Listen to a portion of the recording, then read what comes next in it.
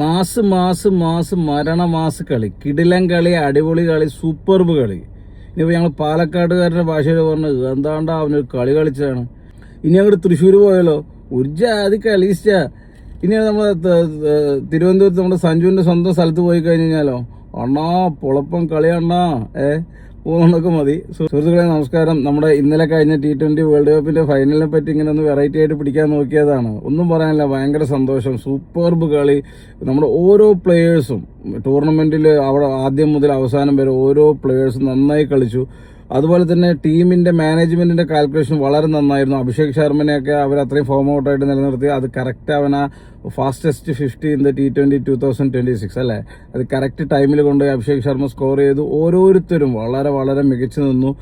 അതിൽ സഞ്ജു, ബുംറ, അങ്ങനെ നമ്മൾ എടുത്തു പറയുന്ന അതിൽ ഏറ്റവും മുന്നിൽ നിൽക്കുന്ന കുറേ പേരുണ്ട്. അതുപോലെ തന്നെ ചെറിയ ചെറിയ റോള്, എസ്പെഷ്യലി നമ്മുടെ ദുബൈയൊക്കെ കുറച്ച് സമയത്തേക്കാണെങ്കിലും വന്ന ആ റോള് വൃത്തിയായിട്ട് ചെയ്തിട്ട് പോയി. പിന്നെ ഹർദിക് പാണ്ഡ്യ, എല്ലാവരും വളരെ ഭംഗിയാക്കി ഒരു സൂപ്പർബ് ടീം അതിമനോഹരമായ കളികളിലൂടെ ഏറ്റവും ആധികാരികമായിട്ട് തന്നെ ഒരു വേൾഡ് കപ്പ് എടുത്ത് നമ്മൾ ഓരോ ഇന്ത്യക്കാരൻ്റെയും അഭിമാനത്തെ ഉയർത്തിപ്പിടിച്ച ഒരു നിമിഷമായിരുന്നു അത്. വളരെ ഒരു വളരെ സന്തോഷമുള്ള ഒരു മൊമെന്റ് അല്ലേ.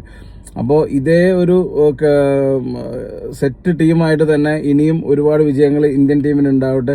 അതുപോലെ നമ്മുടെ സഞ്ജു ഒരുപാട് കാലം ഇത്രയും ടാലൻ്റുള്ള ആ ഒരു പ്ലെയറെ ഒരു ഗതികിട്ടാ പ്രേതം പോലെ കുറേ ഇങ്ങനെ കയറി ഇറങ്ങി നടന്നു. കേരളം എന്ന് പറഞ്ഞൊരു കൊച്ചു സംസ്ഥാനത്ത് നിന്ന് പോയതിൻ്റെ എല്ലാ ബുദ്ധിമുട്ടുകളും അനുഭവിച്ചുകൊണ്ട് ഇനി ഏത് തലതൊട്ടൊപ്പം വിചാരിച്ചാലും സഞ്ജുവിന് അറ്റ്ലീസ്റ്റ് T20 ടീമിലെങ്കിലും സ്ഥിരമായിട്ട് സഞ്ജു ഉണ്ടാവും. അവൻ അവിടുന്ന് മാറ്റാൻ ഇനി ആരെക്കൊണ്ടും പറ്റൂല. കാരണം ഒരു പ്ലെയർ തെളിയിക്കേണ്ട എല്ലാം സഞ്ജു തെളിയിച്ചു കഴിഞ്ഞു. ഇനിയുള്ളതെല്ലാം ബോണസാണ്.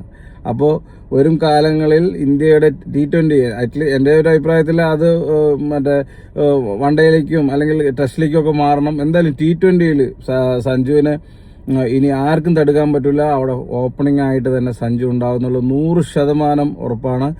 അതുപോലെ തന്നെ നമുക്ക് കഴിഞ്ഞിട്ടില്ല, നമുക്കിനി IPL വരികയാണ്. അപ്പം ഞങ്ങളുടെ ടീം CSK ആണ് ഗൈസ്. അപ്പോൾ CSKയിലേക്കാണ് നമ്മുടെ അണ്ണം വരുന്നത്, ചേട്ടൻ വരുന്നത്.